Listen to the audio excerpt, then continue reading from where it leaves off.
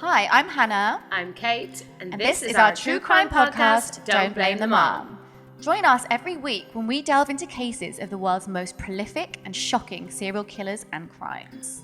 From cruel killer couples like Ian Brady and Myra Hindley and the Ken and Barbie killers, to sadistic serial killers like Israel Keyes and Richard Ramirez. Family annihilators like Chris Watts and Scott Peterson. We cover them all and more.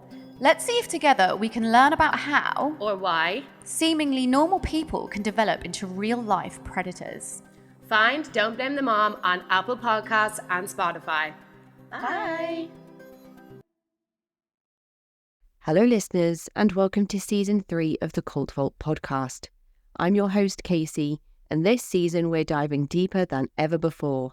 Having completed my Masters in the Psychology of Coercive Control at the University of Salford, we'll be exploring not only the hidden world of cults, but also the expansive influence of coercive control in various settings. This season involves sensitive themes and discussions with survivors of coercive environments. Listener discretion is advised. If you find these topics difficult or disturbing, please visit cultvaultpodcast.com for links to supportive resources. To enhance your listening experience and support this work, consider joining Patreon at patreon.com/thecultvault. Members get early access to ad-free episodes, exclusive goodie bags, merchandise, invitations to our monthly video calls, plus a special shout-out for supporting the show. You can now link your Patreon account to Spotify, combining free and exclusive content, all in one convenient place. Don't forget to support the show by leaving a review on your favourite podcast player. Every review helps us reach more listeners and expand this community. And for true crime enthusiasts, CrimeCon UK is returning to London on June the 7th and 8th, 2025. It's the ultimate event for anyone interested in leading true crime guest speakers, book signings, and CSI experiences. I'll be there too, and I'd love to see you there. You can use the code CULT, C-U-L-T, at the checkout for 10% off your tickets at crimecon.co.uk, or you can follow the link in the episode description. Now, with all of that said, let's dive in to today's episode. Hello, listeners, and welcome back to another episode of the Cult Vault podcast. I'm your host, Casey, and I am so delighted to be joined by an expert in something a little bit different than what we usually talk about on the show. But as you know, it's all going to tie in anyway. So I'm going to hand over to the wonderful Nicole to introduce herself. Hello, Nicole. Hello. Thank you for having me. I'm so excited to be here. I have just finished reading your book that comes out in 2 days. So by the time this airs, it will have just released. On the Wrong Side, How Universities Protect Predators and Betray Survivors of Sexual Violence. So you've just told me before we hit the record button that book was 8 years in the making. Yes. How did it come about? Oh, wow. Well, I got into this work originally because I used to be a victim advocate working inside the criminal justice system in the United States. And in that role, it's really obvious that the systems we have for survivors of sexual violence to come forward don't work, that they re-traumatize survivors, that the entire kind of ideology of what justice means is focused on something for the perpetrator, and victims don't get much out of coming forward. If anything, we ask more of them. And in that role, victims would ask me the same questions over and over and over about, why did this happen to me? Why is nobody stopping it? Why is this system so hard? And when I looked to the research, the answers weren't great. A lot of the answers were victim blaming. A lot of the answers just treated it all as the way things had to be done. And so I decided to get a PhD to do research on that topic from a different perspective, from a helpful perspective of it doesn't have to be this way. And are there better ways to do this? And then I landed on studying college campuses because in the United States, universities are one of the places where people who are going to grow up to be those powerful adults are congregated. And it's where they're learning to be adults for the first time. And so the lessons they learn on that campus, they take with them. And so if the lesson they learn is I can perpetrate sexual violence without detection and without consequence, that's something that they'll take with them. And, we have it really well represented on our Supreme Court, for example. And if the lesson to survivors is what happened to you is unimportant, you shouldn't talk about it, you shouldn't seek help, you don't deserve help, that's a lesson that they'll take with them too. And so that's how I ended up doing this project. Is there's been all this discussion over what goes on inside of these processes, but as someone who had been on the inside in the criminal justice process already, I knew what people think it is. And when the people who are most impacted are the ones on our college campuses, young adults learning this stuff for the first time, there are huge ripple effects across the rest of society. So I think of coming to a college campus as kind of like coming to the beginning of the problem. There aren't very many places in our society that are full of almost exclusively young adults. College campuses are one of them, and that's why I started there. It's really different type of research for me in the work that I've been doing, but it ties in so much with the coercive and controlling behavior aspects of my own education. And of course, when we talk about cults and we talk about totalitarian control and we talk about how an entire person's life exists in almost a silo, I can absolutely see many aspects of that coming through in what you've discussed in your book, which I really, really want to get into. But I suppose I should also ask you a little bit more about yourself other than this particular publication. You've mentioned your work before this research, and I've seen on your website that you've done research into sexual violence in the LGBT community as well. Yeah.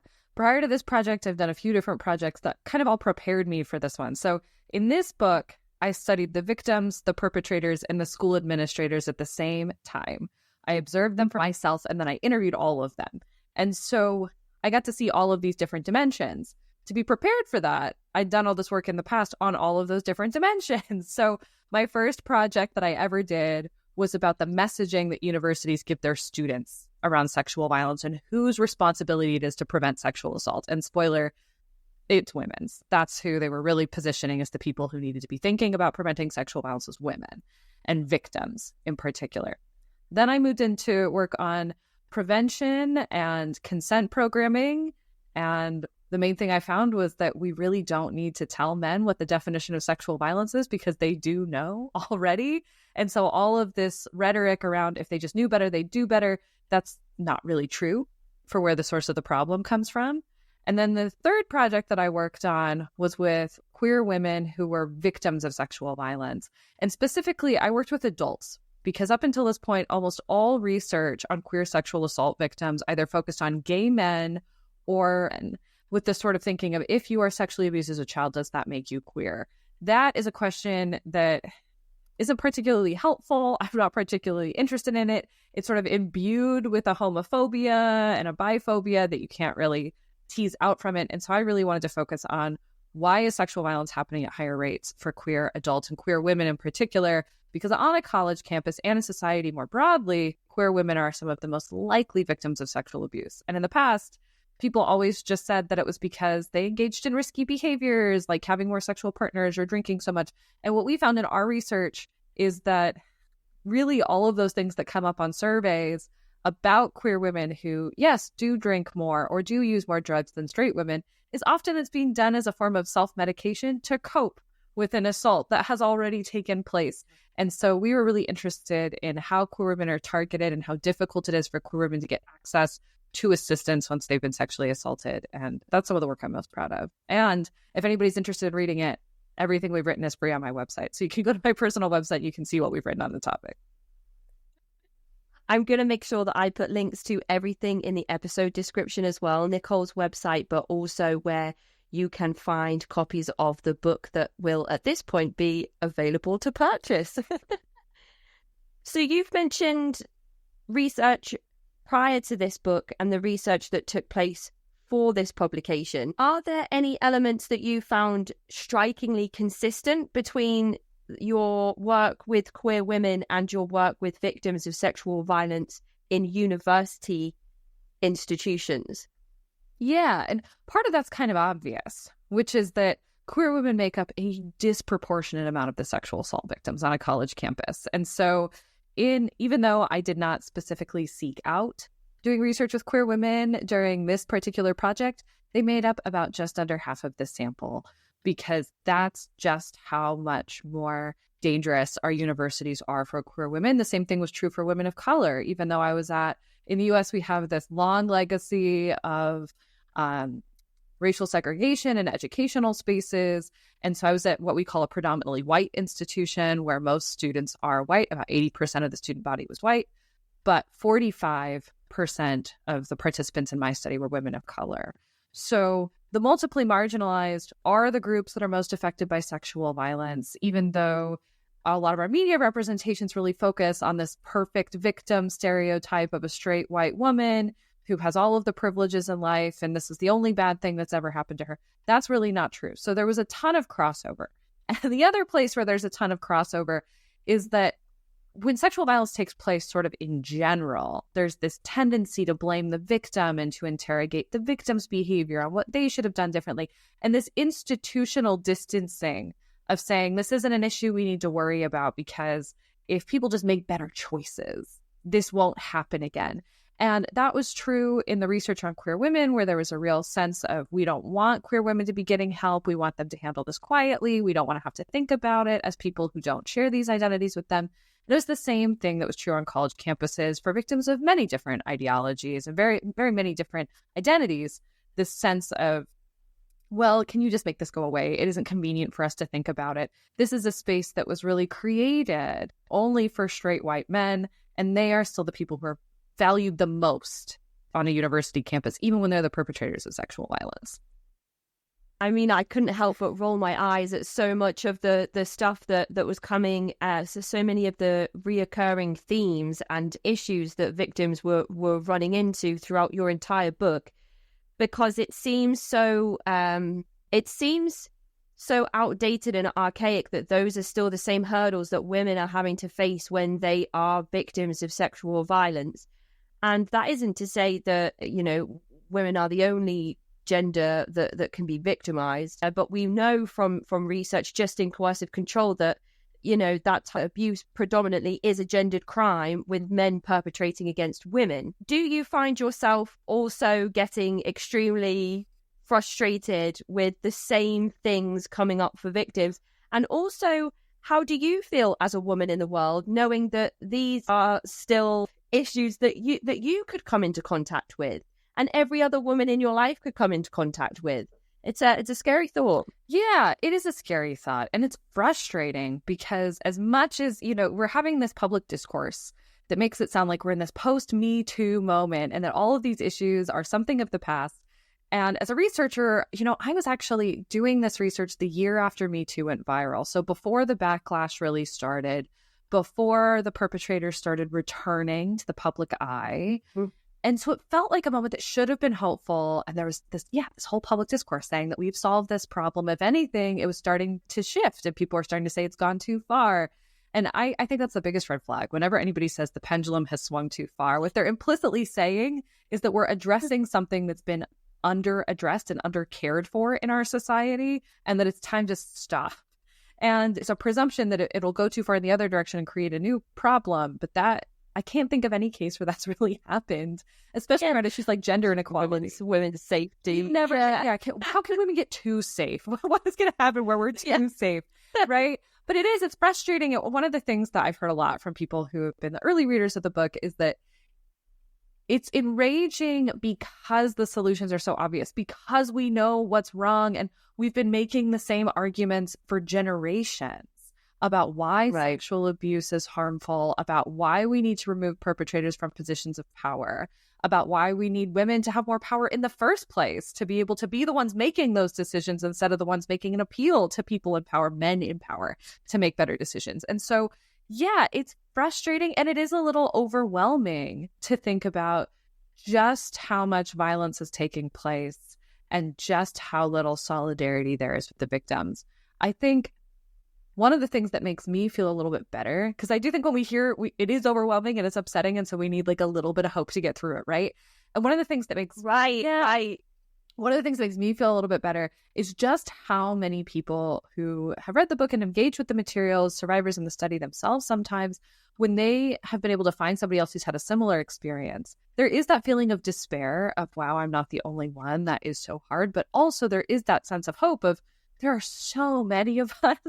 And if we, instead of being gaslit in our experiences and being told that we are the problem, everybody else is fine with this, you're the only one getting upset. If instead we talk about this as a problem and we come together to recognize that there's strength in numbers, there is a lot of power to change. And again, the solutions are pretty simple.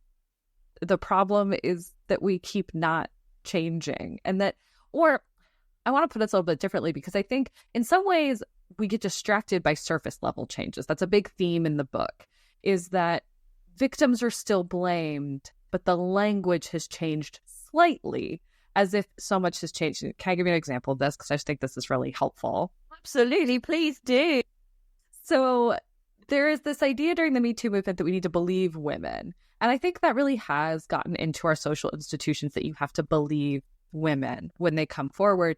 And so one of the things that comes out in the book is not that the administrators who aren't doing anything. And that's really what the book finds, is that the schools are responding with inaction, which puts new burdens back on the victim's shoulders. It literally makes sexual assault more traumatic when victims don't get help in the aftermath.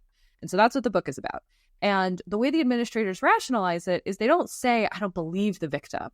They're saying things like, well, I believe she believes what she's telling me. Or even, I believe something happened, but, you know, she's overreacting. I think it's not as bad as she's making it sound. So on its face, we've made this progress, right? This progress that people believe victims now. But when they're confronted with taking action for victims, they're saying, well, I don't think it deserves that. I think that sexual violence, you know, it's a legitimate problem, but I don't think I should have to care about it. And that's a slightly different twist. And it's part of why this problem continues, is because if you went to a school administrator and you asked them, do you believe victims? Do you have a policy to believe victims when they come forward? They would say yes. And we would say, great, that's progress. Look at all this progress we've made. But in reality, they're doing the same thing. They're just calling it something different. And that's part of why it's also frustrating, is because when it comes to victim blame, we all know at this point that you don't ask somebody, what were you wearing? You don't ask those types of questions. And so instead, it turns into a different question of, you know, have you had a similar experience of sexual violence before? Do you think you were just triggered? Right? And so each generation gets like a slightly different iteration of the same theme. And it would be helpful for us as people who are trying to change this to take a step back and say, okay, how can we get focused on what are they rhetorically doing? Are they taking responsibility and seeing sexual violence as something we all play a part in fixing? Or are they making it sound like it's really up to the victim to just go heal on their own, go manage it on their own, and just pretend it never happened? And so that's the skill that I think we all need to practice to be able to see through this kind of like, you know, culty thinking around everybody else is witnessing this violence and doing nothing about it. How did we get here? Well, it's because we think it's up to individual people to, quote unquote, like make better choices.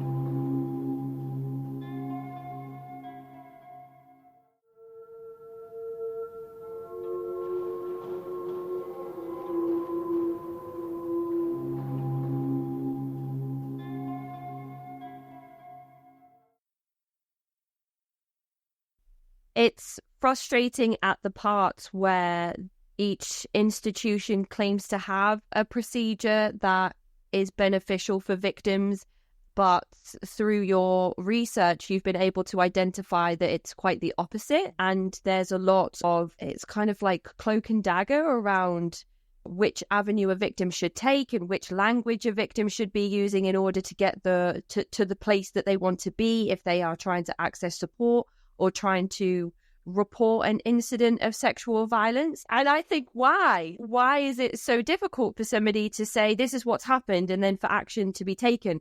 And it's I guess me having that surface level thinking on how I think things just should be easy, and how it seems absurd to me that there are so many hoops victims have to jump through to protect themselves and other people. But you go into why that happens and why that is the case in different academic spaces. And it was so enlightening to me to read through your research where you present something that seems absurd and you're like, how has that happened?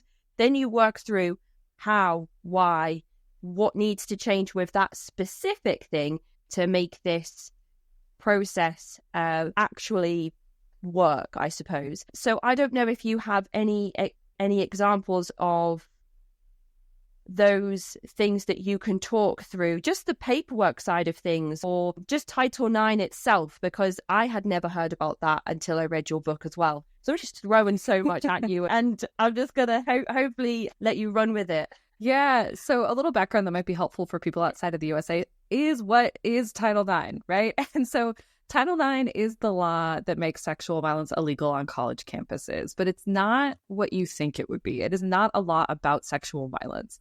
It's a law that says that any kind of gender disparity that's happening on a college campus that makes it more difficult for anyone, it doesn't even say gender marginalized people, it just says anyone of any gender, if they are having experiences because of their gender, the language is sex actually, because of their sex, that if it makes it more difficult for them to get full access to their education, that's illegal. And then through the courts, which is how our government works, that when the legislature passes a really vague law, the courts get to decide what that means. Or sometimes the president gets to decide what that means and give a little bit of extra context there. And so this one went through the courts and they said, yes, that includes sexual violence because it is a gendered problem, because the perpetrators are overwhelmingly men and the victims are primarily women. That is a gendered disparity. And we know that victims of sexual abuse have a harder time in college, that they have lower grades in comparison to other students. They're more likely to drop out than other students. And they have less control, we're finding now, over the majors, over the disciplines that they want to study in because of a lot of structural inequities. But things like in the US, a lot of our male-dominated disciplines have something called like a weed out course, which is a class that is intentionally very difficult, that you have to perform almost perfectly, and that if you don't, you'll be removed from you'll be removed not from campus, but from that specific discipline, that you'll have to get a degree in something else. And so if that semester that you're taking one of those weed out courses is a class where you were dealing with the trauma of sexual violence, or the perpetrator is in the room with you, either as another student or as the professor of the class, then it's sort of predictable that victims are going to have a hard time staying in those majors, which matters for things like who gets to be a doctor in American society, right? And there was a study that found that the best predictor of whether or not a woman can follow, or one of the best predictors that a woman can complete a degree in science, technology, engineering, or math in the US is whether or not they were sexually assaulted during college. And so that's where all of this comes from in the American context, is it's not really somebody being upset or a government being upset about sexual violence as an issue. It's really about equity and opportunity in education and everything that comes afterward. And so what these court cases required is that if some kind of sex discrimination, including sexual violence or sexual harassment, takes place, that schools have to give their students a way to redress those grievances. So they have to be able to report it, and the school's supposed to fix things. On paper, that's what they're supposed to do. The problem, though, is that schools just didn't do it. They just flat out did not do it. A lot of schools never built these grievance processes. They ignored these directives from the federal government altogether. And then because no one enforced it, that just became normalized on campus. And so the Obama administration was the first one to say, we're going to actually enforce this law, which led at the time, I don't even talk about it that way in the book, because there's the sort of American narrative that Obama came in and he was this activist president who tried to change this law from the president's office, which would be illegal. And that's not what happened at all. What happened, he just sent like a really routine memo out to schools saying, hey, like so many other presidents, I'm going to note that you haven't done this thing you're legally required to do.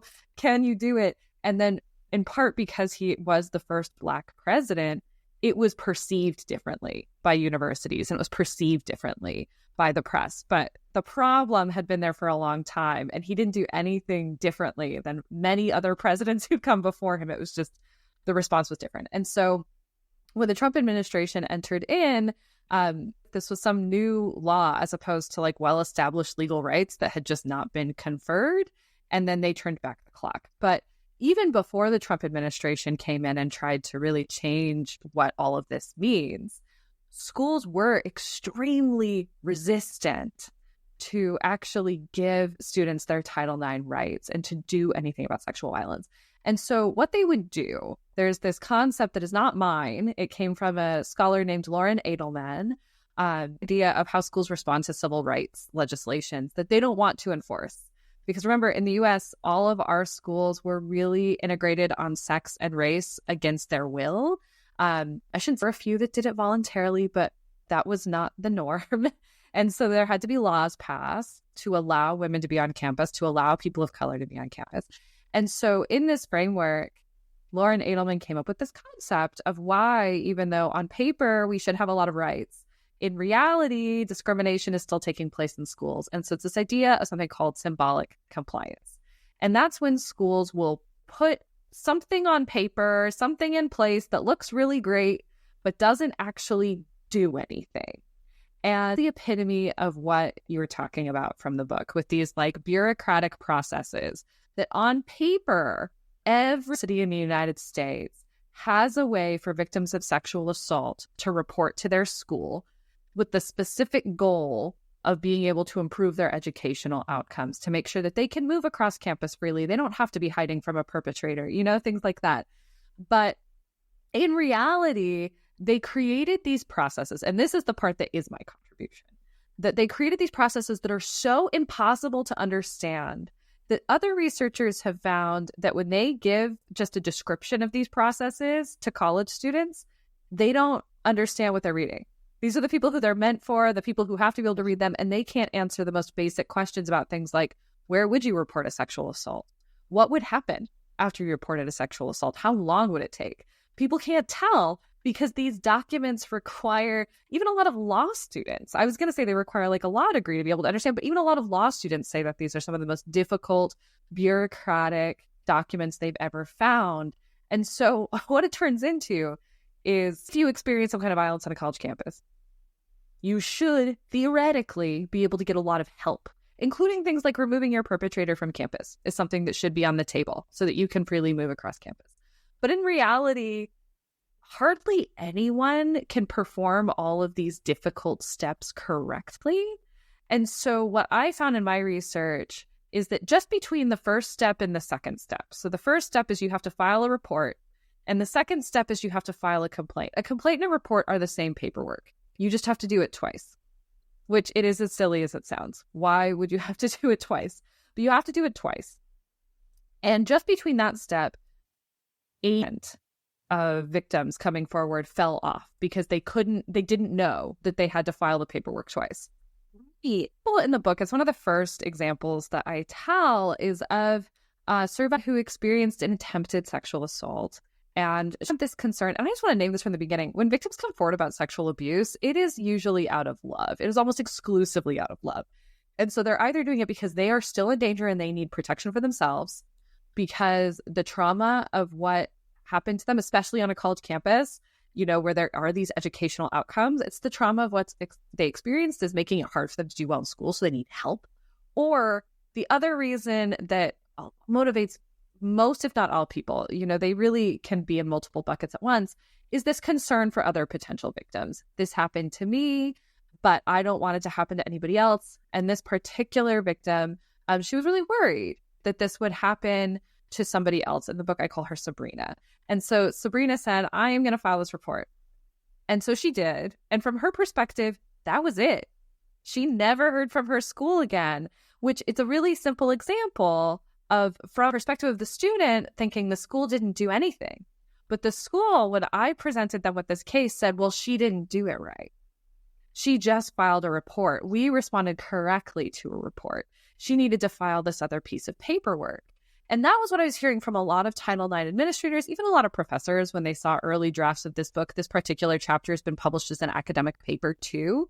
And so it's had a lot of professors' eyes on it. It's gone through peer review a few times. And the response was very commonly, well, you should be telling your reader that the victim got it wrong.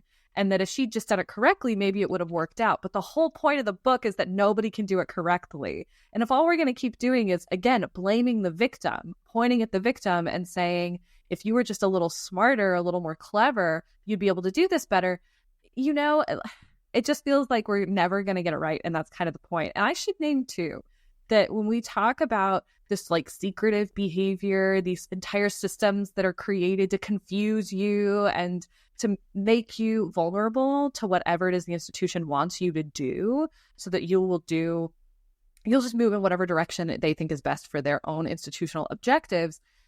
The paperwork to file a report at this school literally had a title on the top of it on the website that said file a complaint. And so there's this distinguishment that they're making between reports and complaints, like it's really meaningful, but even on their own documentation, they're using the two words interchangeably. So it's not something that when somebody's told, have you filed a complaint? They say, oh yeah, the top of the form said file a complaint. So yeah, I must have done it. And so I don't know, there were so many victims I talked to that after they went through the process, they blamed themselves and they had all of this shame for not doing it correctly. They had this real belief that it must work for everybody but me. Reading the book, it's clear that's not true, because it's happening to everybody. But on top of that, this isn't even an issue of intelligence. This isn't an issue of can you make sense of it or not. It's an issue of this school controls their policies and procedures. Nobody else in the world understands their policies and procedures because they're allowed to have their school handled a little differently from all the other schools. And so even people who are experts on these issues have a hard time understanding these things. For this particular distinction between reports and complaints, I am an expert on Title IX. I have written about Title IX in most major media publications in the United States. And it took me 6 months to figure out this distinction. It is a really hard thing to do because they just use a little bit different language than anybody else. And that's something that I think doesn't even fully come through in the book, because the school's language is so specific that if I called all of these forms what they called these forms, you could Google them and you could see what school I'd been at, which I am not allowed to do. And so instead, I had to use this more universal language that they're not even using. And so it is re-challenging. You can imagine for a victim going through it thinking, well, maybe I'll Google it. Maybe I'll figure out, I'll try to get this outside perspective. I can't trust my school. Well, there is no outside perspective. It's just you in this institution, and they can change things as much as they want. And that's one example of many of how convoluted the process is for somebody to not even report what's happened, but access student support services to get some support with understanding what's happened and attempting some type of recovery from being a victim of sexual violence.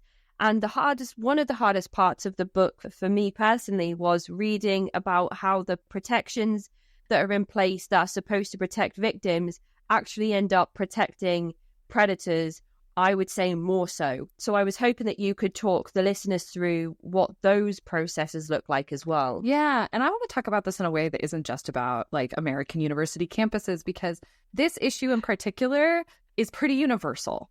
This is something that in the backlash to the Me Too movement, we've gotten really comfortable with the idea that we have to protect perpetrators from themselves and we have to shield them from the consequences of their own actions.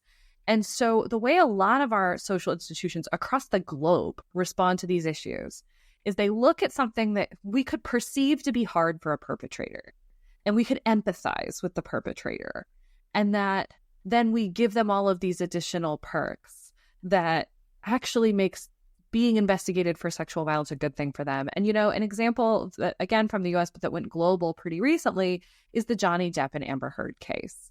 That at the time, I remember a lot of people asking me that, and, you know, maybe I should give a little context in case people weren't following it. It was unavoidable in the US. Here, everybody, you know, if I opened YouTube, if I opened social media, it was the first thing, even for people who were trying to avoid it. It was everywhere here. But what happened was that Amber Heard wrote an op-ed in the Washington Post where she just identified as a survivor of domestic violence. She never named Johnny Depp. She never said who her perpetrator was. She never said what she experienced. She just said that she'd experienced abuse. And Johnny Depp sued her for defamation. An argument was that if your spouse, your ex-spouse, identifies as a victim, then people will know that you were the abuser. Through the courts, and the courts agreed with Johnny Depp. It was a really over-the-top case. It was televised, which is part of why it got to be so big. But one of the important components of this is Johnny Depp never denied abusing Amber Heard. He admitted in the courtroom that he had been physically violent with her. his argument was really just that she was a bad victim, that she was failing to meet the stereotype of a perfect victim. And so she deserved the violence that she experienced, which, to be clear, no one deserves violence. It seems obvious, but we have to state it. And also, there's no such thing as a perfect victim. The perfect victim requirement, I've written about this as well, is contradictory, which makes it impossible for anyone to be a perfect victim. So in this scenario, a lot of people were asking, why would Johnny Depp bring this case forward? It makes him look so bad. It makes him look terrible. This is going to end his career. And at the time, I remember telling people, I bet this is the launch of his comeback. I guarantee he'll be back. Come talk to me in 2 years and I'll guarantee he's winning awards and he's in new movies and this is going to be a good thing for him. And that's exactly what happened. And it's because of these same dynamics that I saw on a college campus in the US, which is that we all empathize with the perpetrator. We all assume that everybody's going to take the side of the victim. Something I heard over and over from school administrators was everybody's going to take the victim's side. The victim will obviously support. The perpetrator needs one person on their side, and I need to be that person. But here's the thing. Every single administrator I spoke to was saying that. And they were all putting their weight behind the perpetrator and empathizing with the perpetrator. And then the things that they were empathizing with that they assumed would be hard for perpetrators, they did that from the lens of a victim. So, for example, here's a really clear-cut example.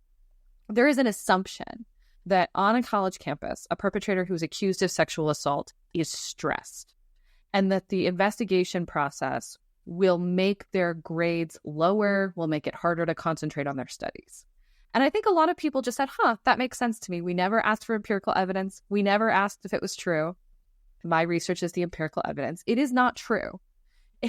Perpetrators, much like Johnny Depp, tend to enjoy these proceedings because they know and they're assured throughout the process that they will end in their favor. And that was true for perpetrators in the Title IX process. They were sort of assured from the moment they came in, we don't really believe you're victim. We're going to support you. This is going to be a fair process. And so instead they could enjoy it. They could relax. They glee, frankly, and being put back into a proceeding that lasts for months or years with the victim who had otherwise escaped them. This is someone who they feel like had gotten power over them. And, it's a really twisted way of thinking with really what they're doing is getting power back over themselves, but they've escaped, they've gotten away.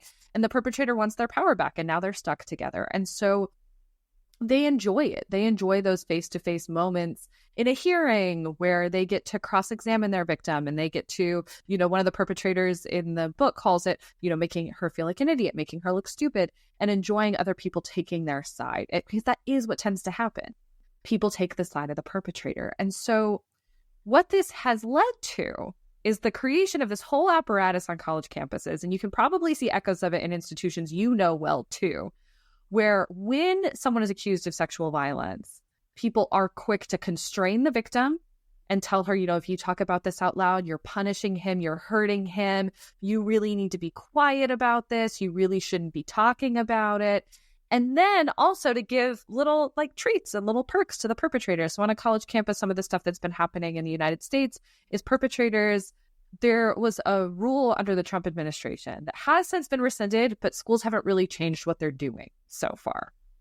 And that rule said that victim and perpetrator need to be treated exactly the same on a college campus. So any resource that was made available to a victim had to be made available to a perpetrator is one way that was interpreted. I want to be clear, there were a lot of schools who didn't interpret it that way because that's not what was written. It was, again, one of those policy directives that's kind of vague and schools could choose what they wanted to do, but over half of schools chose to handle it this way. And so some of the things that victims are given on college campuses that, again, are intended to make their educations easier are things like if you failed a class because of the trauma of your sexual assault, we don't think that that should be on your academic records when you apply for a graduate degree. If you want to become a lawyer or a doctor or get a PhD, we think that that shouldn't be holding you back from admission when you move forward. We'll remove it from your records. And since a lot of students, they're going to have to still complete their credit requirements, they're going to have to take a class again, less likely to graduate, in part because of how expensive education is in the United States. It can be difficult to keep affording spending thousands upon thousands of dollars every semester. And so something that schools would offer was to say, you will get your money back for that semester that you failed, and we'll remove it from your transcript. So now you get kind of a clean slate to just go back and try again. perpetrators are getting that too now, where as sort of a perk of being accused, one of the perpetrators in the book talked about how he had failed some of his classes because he used to be a student athlete, and student athletes get special support in the United States. And so he was used to having tutors and all this help with his academics, and he didn't anymore. And without that help, he really struggled after he left the team. And he was able to remove all of those failing grades from his transcript and have an artificially higher GPA than he would have otherwise. Another example is victims are often given information about their perpetrator's academic schedule to know where they're going to be on campus and when, as a way to make it easier to avoid them. Or to find out, sometimes I want to be really clear, it's not easy. Sometimes it's hard. Sometimes it's finding out that the perpetrator is taking a class next door to you in the same academic building that you'll be in. And so you need to have a safety plan to be able to say, okay, I'm just going to hang back in the classroom for 10 minutes and hope that he has already left so that then I can sneak out the other door and maybe I won't run into this person who's dangerous to me. So it's really essential safety planning. But if you think about it from the other perspective, if you give a perpetrator who is stalking a victim information about where they will be on campus, now the university is just helping the perpetrator stalk a victim. And so there were a lot of things like this that came out where the applications were, even if they were done completely evenly, would have totally different ramifications. They'd be dangerous for the victim and, really helpful for the perpetrator to be able to continue their abuse, enabling to the perpetrator. But there were all these other things too where they weren't applied quite as evenly because people just tend to like perpetrators better. We've all been taught, we're coming up in these patriarchal societies where we've been taught to value men more than women. And that translates into sexual violence too. And so there were all these things that were supposed to be neutral that didn't work for victims and did work for perpetrators. And yeah, it all feels backwards. That's what my agent and I would sort of privately call the book before we had the title. It's just like everything is backwards. Everything is messed up, because it is true that if you ask the average person, how should we handle sexual violence? They wouldn't say, well, give the perpetrator a bunch of privileges, protect them at all costs. Most people do think this stuff is morally wrong. But in the moment when you're sitting across from a perpetrator who doesn't meet the stereotype of what a perpetrator looks like, which in the US is a really racialized and classed stereotype, it's really hard for us to see wealthy white men as perpetrators, even though research would indicate they're among the most common offenders. And so our perception is totally backwards. And so when you're encountered with somebody who doesn't look exactly like what you've been taught to think, because our media depictions of sexual violence are so inaccurate, this is how people respond. And it's not unique to university campus. I was going to say I don't think it's unique, but I know it's not because I've heard about this from so many different people, so many different institutions, that this stuff happens in churches, it happens in government entities, it happens in your workplace, it happens in families. And so it's really all of these different institutions where there's this general perception of anything that we give a victim to be fair, we have to give it to the perpetrator without a lot of critical thinking of what that means.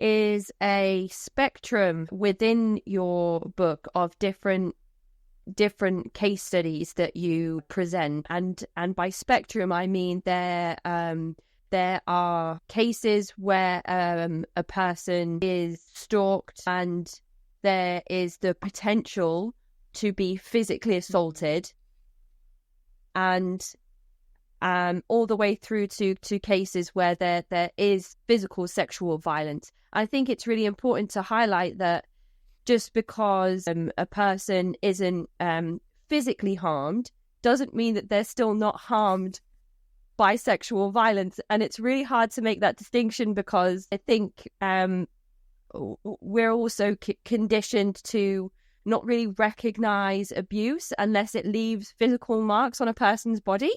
And I'm always talking a lot about psychological manipulation and harm. And there's also a spectrum of different perpetrators in your book that's discussed as well, which is also, I think, so vitally important. I think it was the case with Sabrina where it was an older well-known, I would say, more socially powerful man that is the perpetrator in that particular case. And there are already protections in place, I would say, for him as a predator, being social position, just reputation, probably money, age. All of these different power imbalances add to the probably multiple cases of sexual violence that he's perpetrated, I would assume, and because he seemed to be very adept at his approach to Sabrina.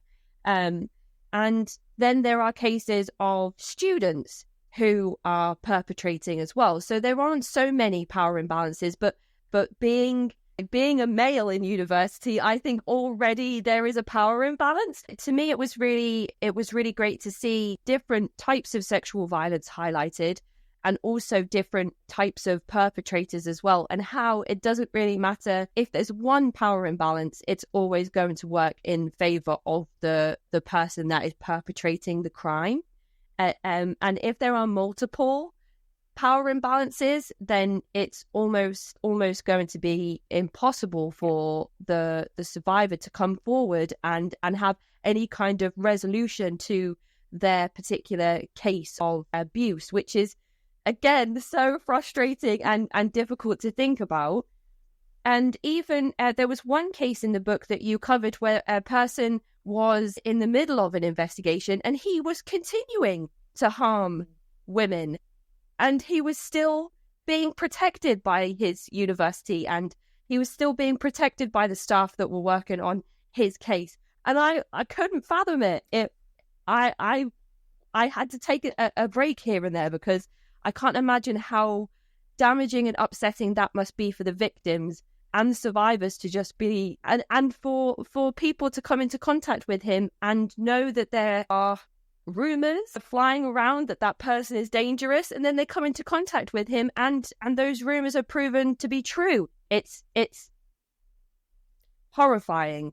So I kind of just went off on a tangent there about the parts of the book that spoke to me for different reasons personally, but also for different reasons thinking about my experiences at university. And also I have a daughter, so she's only 3, but if she wanted to go to university one day, it's a terrifying thought. Yeah, it's supposed to be a good thing, and absolutely, it's a much more complicated thing. And there's something that you said across all of those different cases that I want to bring out, which is this sort of underlying theme that sexual violence is only damaging if it's life-threatening. And even that sexual violence, and I use sexual violence really broadly, I use it to include sexual harassment, intimate partner violence, stalking, anything gendered, any kind of crime I'm really thinking of under this umbrella of sexual violence. But there's this idea that it's only violating because it can cause physical injury. And that is not the source of harm in actually any sexual violence. Even in cases of things like rape or intimate partner violence, physical harm and physical injury is rare. It's one of the first things that we learned as victim advocates when we'd be meeting with survivors, and we do forensic exams in the hospital in the US, and we'd be taught to expect there's going to be almost no bruising, there's going to be almost nothing, any kind of physical harm, because the abuse itself, the thing that makes sexual violence so damaging is the loss of autonomy, which is a psychological harm, and it's a deep psychological harm. When somebody else is using your body in a way that you would not choose to use it, and you've lost control of your own body. And so when you think about sexual violence and that being the source of harm, then you start to think about why stalking is as dangerous as it is, right? Because it isn't just that you're afraid that somebody might physically hurt you. That is certainly a component of this type of violence.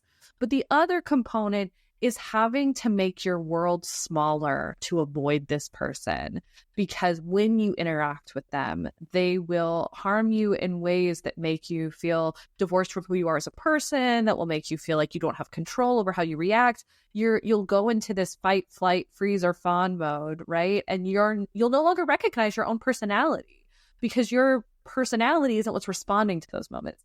And that's always a damaging thing to experience. And so yeah, across the book and throughout my time in the field, I would hear these administrators talk about these cases as if they could rank perpetrators in terms of severity. And every time they encountered a case that a lot of us would consider to be sort of extreme because of the perpetrator's really overt intent to cause harm or the number of victims they'd had or whatever it was, they would then remember that person for the rest of their career and compare everybody else to the one who they consider to be the worst. And then everything else was comparatively, not that bad. But the research is really clear. It doesn't matter what type of gendered harm you experience. For victims, they're all experienced as equally traumatic. It doesn't matter if it's sexual harassment or sex discrimination, or if it's rape or intimate partner violence. There are some that come with the risk of being life-threatening, and that changes our response because it needs to, right? If something's life-threatening, there is an immediate concern about the end of life, right? Like, it seems obvious to say, but violence shouldn't have to be life-threatening for us to care about it. And there shouldn't have to be serial perpetration for us to care about it either. But yeah, it is. It's mind-bending when there's all of this stuff that victims can talk about how much it hurts them, and then people will make it sound like, oh, that's just you, or nobody else cares about it that much, and it isn't that bad. And that, for me, was always a sign that somebody was thinking about things from the mind of the perpetrator. And so there's this one example that comes to mind. The administrators, when they were trying to explain why they weren't doing anything in these cases, what they were saying over and over and over again was, well, we mentioned this before, this idea that she believed she was assaulted. She might have been traumatized by what happened, but he might not have meant to do harm. And so they really brought the definition of sexual violence and put it in the mind of the perpetrator. Did he mean to do it? Would he call it rape? And if he wouldn't call it rape, if he would call it something else, then we're not going to take it seriously. We're going to give him a second chance, which, by the way, is totally backwards. If perpetrators are going around not on accident, that is not a sign that they are someone who would be able to make a more responsible choice in the future. It's also a myth. They don't sexually assault on accident. One of the things I found in my research with young men about how they responded to consent trainings and whether or not they knew the definition of sexual assault was they were making these artificial distinctions between, a phrase that would come up over and over again was they would say, well, it wasn't rape, it was just non-consensual. And that's the kind of thinking that the school administrators were letting drive their decisions, was this idea of like, well, as long as they label it something else, then that's fine. And I want to be clear that there was no difference in the types of cases that they would justify to be this way. And this research dates back to the 80s, that there are researchers who they would interview incarcerated rapists who had done things like abduct women off the street and kidnap them and sexually assault them for days on end, that would say, oh, it wasn't rape, she made eye contact. It was just non-consensual. It was, she must have liked it, And so it's this kind of thinking that there's a version of sexual violence that's so severe that no one will ever diminish its impact. That's not even true. And we use it to diminish the impact of this other stuff. And so that is one of the things that I think is most upsetting about the book, is that there is such variety in all the different types of abuse, and that it doesn't matter what it is, the university's response is pretty much the same. And, this is a book in the United States. And so it's worth noting that this was even true in cases of threatened gun violence, that's sort of a problem that's unique to our society, that so many people have guns. At this particular university, students could have guns in their dorm rooms. That was allowed. And the school is defending their right to have a gun in their dorm room. And so when you put it in that context, that there really is no type of violence, there were so many more mass shooting threats than I expected. Very narrowly took place on that campus. And it's really a testament to the reason that there's not more public violence on these universities, on their campuses, is not because they're doing a good job of stopping it, but it's just because victims are actually pretty good at resisting. People respond in the moment until they get trapped. There is a point where you lose the power and control to be able to respond, exactly what you were talking about before. But up until the moment that they get completely trapped, victims are actually pretty good. Potential victims are good at recognizing that they're in a situation that's unsafe. And if there is a way out, they will take that way out. And that was the case with the gun violence on campus as well. People reporting things that they saw, people quietly evacuating buildings, things like that. But that's not really the campus. That's not the society we want to live in, right? Where we're all walking away. We're looking around all the time for any sign that there could be a life-ending act of violence, or just a traumatizing act of violence around any corner. And we have to fend ourselves off all the time. That's exhausting. And it makes it difficult to freely walk through the space. And so that leads you to, exactly where your mind went, which I think so many parents feel that way of, wow, like, I have a daughter and she might want to go to school, and that's supposed to be a good thing. That's supposed to be expanding opportunities, and she's supposed to be getting this great education and meeting all these new people, and isn't that going to be wonderful? And instead we're thinking about how it could be really traumatic and unwind her life. And I do think that that's one of the main things that this book does that other books haven't, which is I really focus on what happens after sexual violence is over. And researchers are realizing that everything that happens after it's over is just as important for determining how traumatic a sexual assault will be as the violence itself. And coming at it from a sociological perspective, I'm not just interested in how traumatic is it, are people experiencing psychological distress? I'm interested, like I said from the beginning, about how these acts of violence unravel a life, and about how they change what you're going to get your degree in and what job you might have, and whether or not you enter a long-term relationship. Do you decide to have children? How do you parent those children? Which spaces in society will you go to and which will you avoid? Those types of things are also determined by sexual violence. And it's a really big deal that when our young adults are experiencing that for the first time, many students already have experienced sexual abuse before getting to campus, but the idea that you're now old enough to do things about it on your own terms, that they're experiencing for the first time, it's alarming that that's happening on a college campus, including these are places that claim to be more progressive, that claim to be leading the way, that claim to be better and safer, and it's not true. But also, you can tell me if this is similar in other, but in the U.S., our colleges are mini communities. Students live on campus. They have a meal plan, and that's where they get their food. In the U.S., it's where you get your health care while you're in college, is either from your parents or from the university itself. It's obviously where you're getting your education. If you work, it's probably where your job is. Even after you leave campus, universities host a lot of athletic events, a lot of concerts, and, they have gyms and coffee shops. And so it is like a little insular community. And so if the university decides to do nothing about it, what you learn is no one will do anything about it. Whereas once you're out in the rest of the world, you can kind of make an appeal to a different institution if you want to. And so part of why we don't see that kind of hope and desire to go outside of where the violence is happening and to go somewhere else is because for so many people, their first experience with violence was in a place where, well, in the US, a lot of police departments are specific to the university. So can you go off campus and call the police is something that's really dominated our discourse around whether or not schools should do anything about sexual violence. But it's kind of an artificial distinction. If you're at a large public university and you go to the police and the police is the university police department, you're still going to your school either way. And so this sort of insular, in sociology, we would call it something like a total institution, where the institution controls absolutely everything about your environment. That's part of what makes these lessons that victims and perpetrators are learning so powerful, is because there's a presumption of if this one institution won't do anything, then nobody else will either. And that's the part that reminds me a lot of cults as well, where it's very insular. Everything is usually, yeah.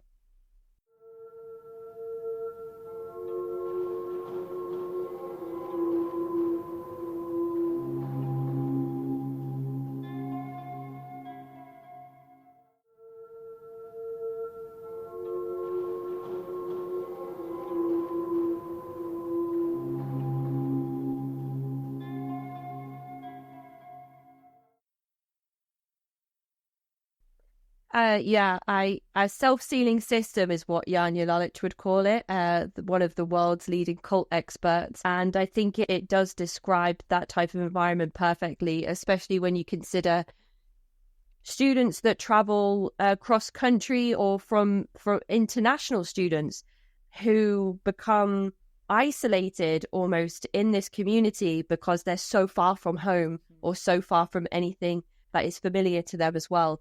Being isolated in that way, and to even be in a space where you could be sexually harmed is such a scary thought. And of course, we understand as women that there's the potential to encounter sexual violence at any stage in your life, from the moment you're born up until the moment you pass away, unfortunately. So I mean, I worry about my daughter every day. Just not just years ahead when she's at university, but I worry about what happens when she goes to school and when she's going and meeting school friends and there's teachers and we have vetting processes over here, but you're just wondering if they work in the way that they should, because definitely a part of your book highlights that there are these processes in place, but they're not really doing anything at all, or there are said to be processes in place, and whether there actually are is another question in itself. The thing that I was hoping to end on, because you've done an excellent job of weaving through all of my questions without me having to do any prompting, which is amazing, is to ask you what are the answers to these problems? Are there quick fixes, or does it have to be a total upheaval of institution standards, reworking all of the existing frameworks? I know you cover some of this in your book, but when it comes to calls to action, what are some things that you're hoping will change from the back of your research? There are really two things that I want to talk about the most here. And one is, yes, we do need that social upheaval, that just sort of the core ideology of how we handle sexual violence, not just in the US, but across really all patriarchal societies, is to treat victims' bodies and experiences as evidence, to not treat them as people, to treat the perpetrator as the one who has the most at stake in the proceedings, especially in carceral systems. That seems to be the only thing we think about, is what happens to the perpetrator. And we in general are not thinking at all about what happens to the victim. And there is something completely backwards about taking someone who's experienced emotional and sometimes physical injury, instead of saying, can we get you help? Can we help you heal? How do we make sure this does not completely upend your life? We say, can you do this really dehumanizing, re-traumatizing thing of letting us objectify you as evidence so that we can decide for the rest of society what to do with this perpetrator and make the story all about your perpetrator?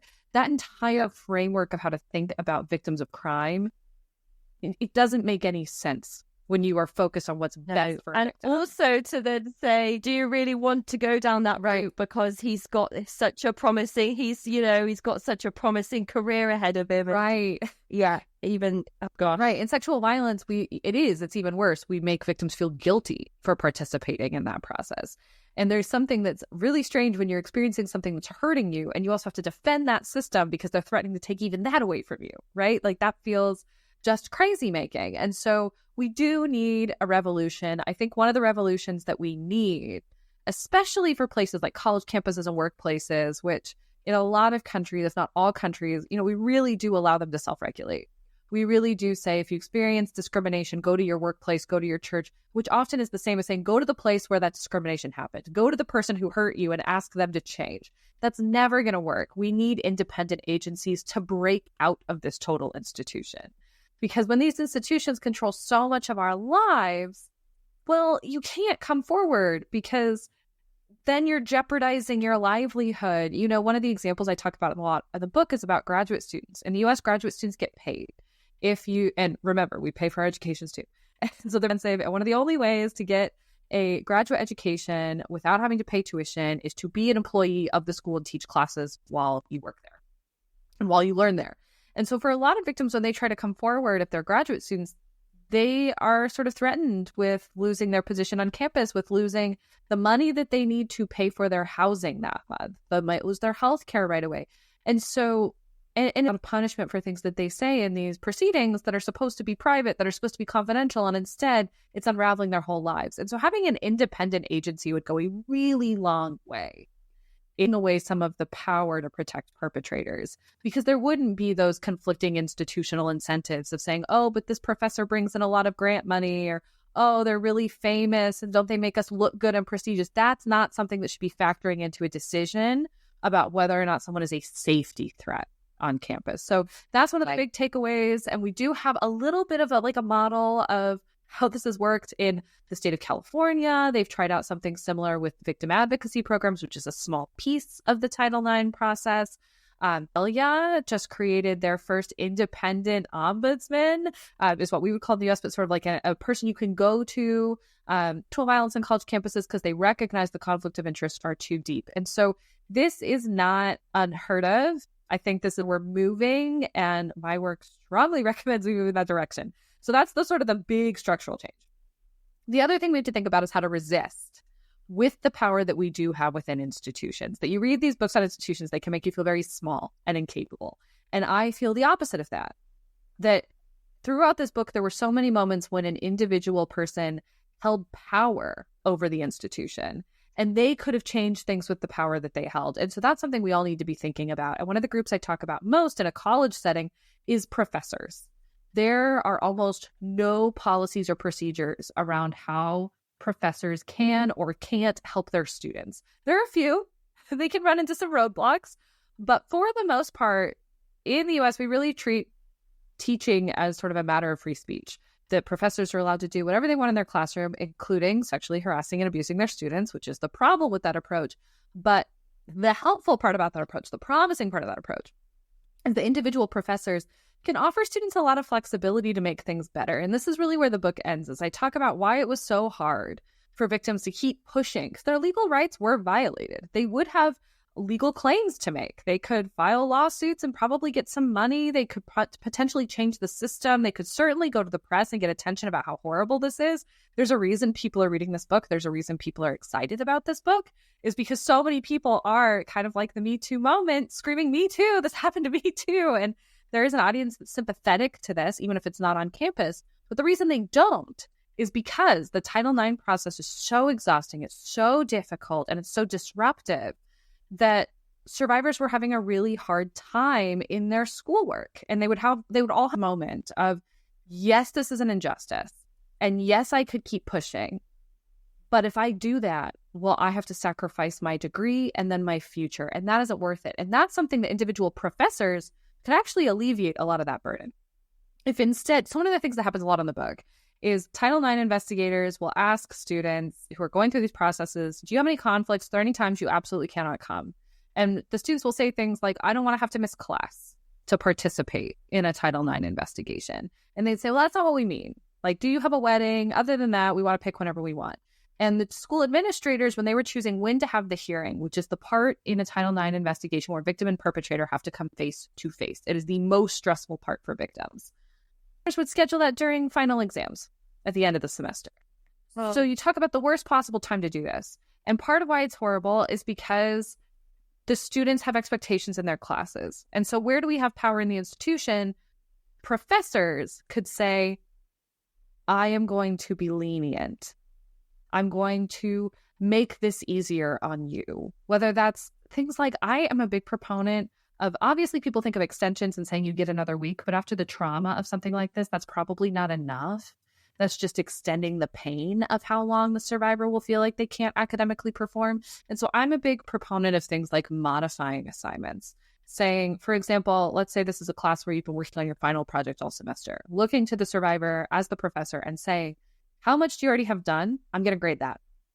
Because anything that's happening after this hearing will never be your best work. It's not fair to grade you off of that. So I'm going to grade you off of what you've already finished. Or even, I've seen your work for a whole semester. I really have a sense of who you are as a student and what you're capable of as a student. I need a final project from you, which a lot of those final exams and things like that, they don't make up a huge percentage of the grade. It's enough to be significant. But when you think about all of the other coursework you've seen, you really don't need that. As somebody who's graded a lot of final exams, I'm not usually surprised by how my students do on a final. Usually they're performing pretty on par with how they have the rest of the semester. And so these types of things, changing the format of an assignment and saying, okay, it's supposed to be a written exam. There's no way you're going to be able to do that. Can you come into my office hours? And can we just have a conversation about this for a half an hour? Let's do it after your exam is over. But I'm going to save you, instead of spending 12 hours on this project, let's get it down to 30 minutes. And I'll still get an insight into the way you think about the course material. These types of things that professors can do because they have power over their own class could really alleviate the suffering of victims. And for victims who did get that kind of support, which happened a lot during the pandemic, when a lot of classes went online, when a lot of classes went to a no grading model or a low, it was less of a participation-based model, recognizing people can't always show up and participate, but instead giving students a lot of flexibility to show up however they could. The victims in my study did a lot better that way. So we don't have to reinvent the wheel. And a lot of these accommodations would help a lot more students than just sexual assault survivors. Yeah. But there is a sense of use the power you have to do the right thing.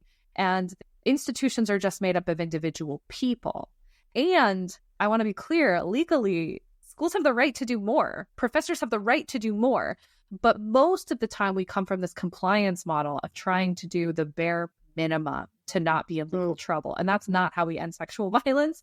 That's not how we end discrimination. And so that I will name here is the other thing that I've been doing since leaving the field.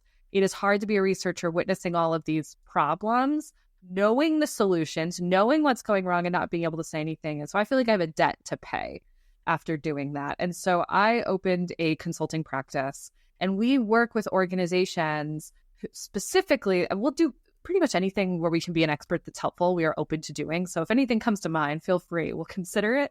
But the main thing we do is work with organizations, and we work with people whose hearts are in the right place. They want to do the right thing, and they just need some help figuring out how to leverage the power they have to do the right thing by survivors. And I have been so just amazed by some of the stuff that we've been able to come up with, and that people hold a lot more power than they think. Because institutions are made up of a bunch of people. And some sociology studies find that only takes 3 people within an institution to change institutional norms, especially if we're talking about a relatively small institution. You have a lot of power. So anyway, that's my answer. That's my answer. What do we do about it? The answer is a lot. We can do a lot. And like I said before, part of what makes this book so upsetting is that the solutions are actually really obvious, and that it's just nobody's willing to do them. But it's not that we don't know how to fix sexual violence. We do. And so the answer is, what do we do? Well, we do all the things we know will work. That's what we're going to do. And if there's any uncomfortable thoughts on how we can't make accommodations for survivors and victims because that is not the way things are done in universities or whatever, that's not the status quo, or kind of whatever thought terminating cliches people would come back with.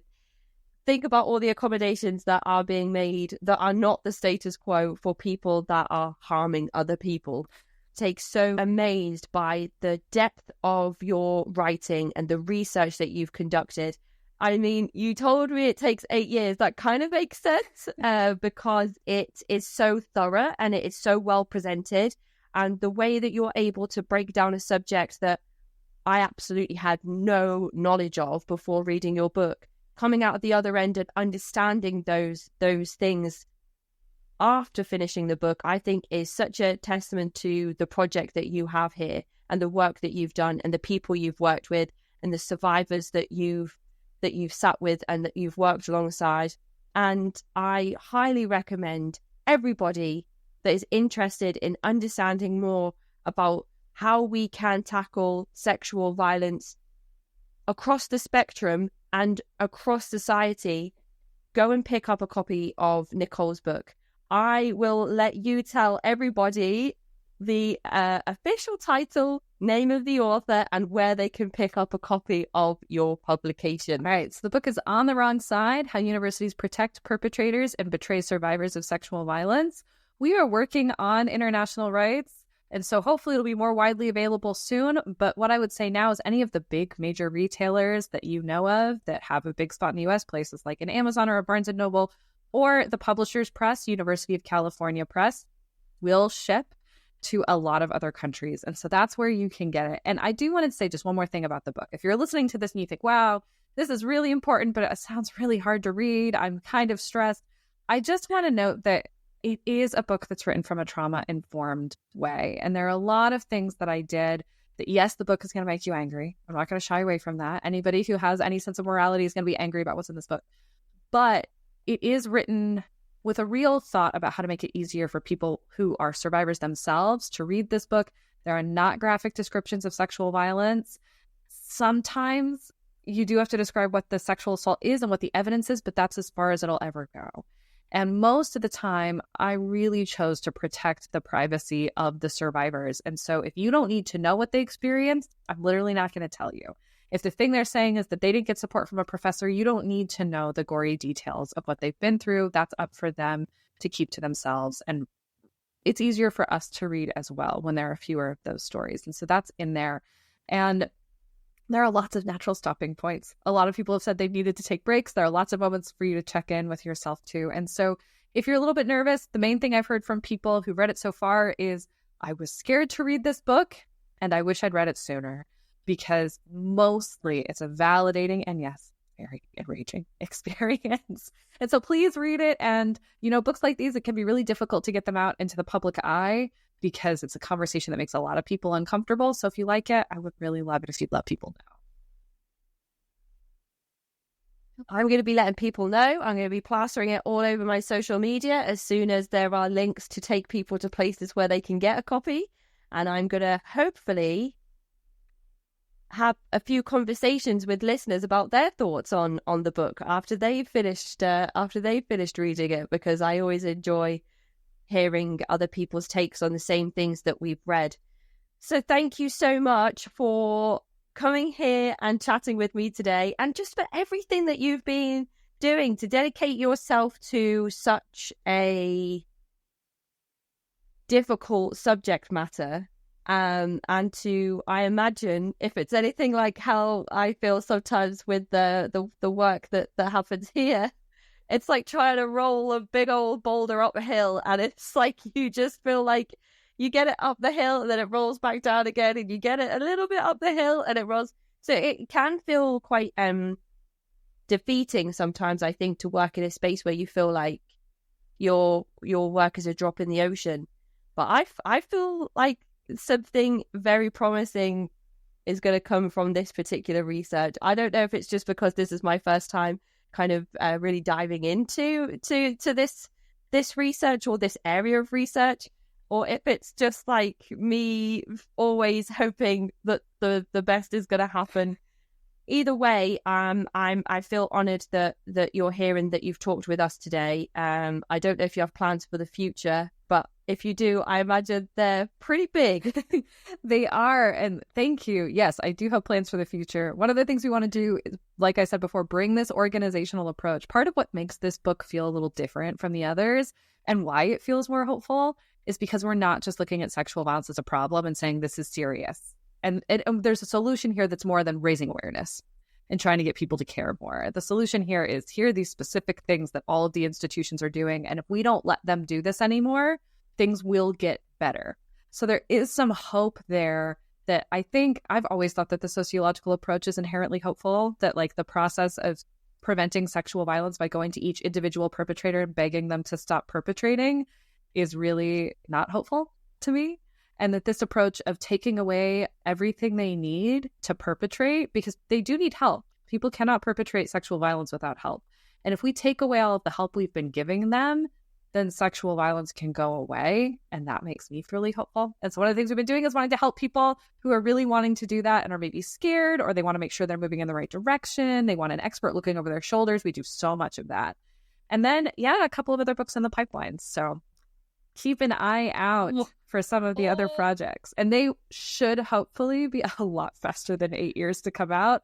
You're well versed in putting a book together now. So I imagine we'll see one in a couple of years. Yeah, well, and there's so much that I still didn't get to tell from this project. And so instead of having to go in and spend years on doing the research and getting through all the hurdles to be able to get this kind of access, now I still have that data and I still have more I want to say about it. And so I get to skip to like year 5 of the process. So the next book should come faster, and I'm so excited to get them out. Amazing. Thank you so much, Nicole, for your time today and for putting this book together and putting it out into the world. I'm looking forward to hearing what everybody thinks. And I don't know. I'll keep my eye on the best-selling lists. I'm hopeful that it's going to have a big impact and do really well. So thank you so much, and I will let the listeners know all of the links to the consulting as well. I'll make sure to the consultation stuff I did read about. Yeah, I read about part of it on your website, so I'll put all the links to everything in the episode description. And I hope that you enjoy the rest of your day. Thank you. You too. Thank you so much for having me. Take care, Nicole. Awesome. Bye. Thank you.